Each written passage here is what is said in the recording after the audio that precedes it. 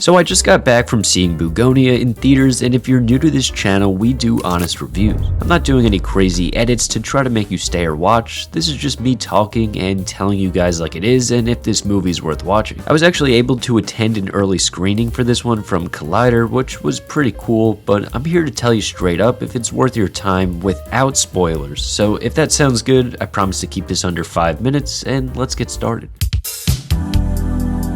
Okay, so I say this in pretty much every review, but managing expectations is a big part of how much you'll like a movie. Here was my expectations before watching this one. This was going to be weird. If you didn't already know, this was directed by Yorgos Lanthimos and written by Will Tracy. Mostly weird and cryptic stuff for the sake of being weird, odd imagery that people will tell you really has a deeper meaning, and a story that by the end of it will make you say, what the fuck did I just watch? And what I'll say for Bugonia is it wasn't really like that, which was actually a pleasant surprise for me. And there are some positives in here that I wasn't expecting, but before we get to that, there's a few thoughts that I need to share.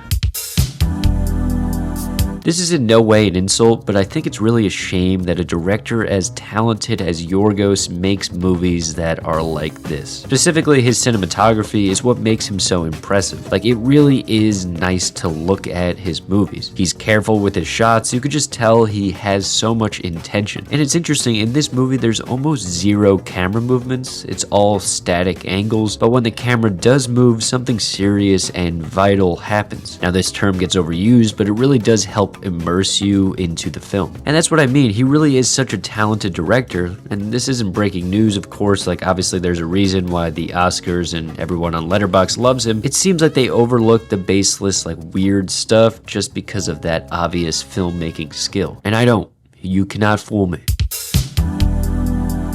At what point will this movie lose me? Is really what I was asking myself before watching it. And I can tell you, about an hour in. The beginning and first act are actually interesting and honestly good. The silly premise makes for funny dialogue exchanges, like for real, had my whole theater laughing. And the story actually seems straightforward and digestible. Sure, Yorgos can't help himself by including just some really weird and odd imagery that's probably a metaphor for something I could care less about, like the black and white scenes, but I really was enjoying my time for like the opening 45 minutes to an hour. But at the end of the day, in simple terms, without spoiling anything, eventually this movie just lost me and went a little off the rails. And some people may like that, but to me it just became ridiculous. People in my theater were clapping and loving those parts, which I just don't get it, but if you're one of those type of people, then you'll probably love it.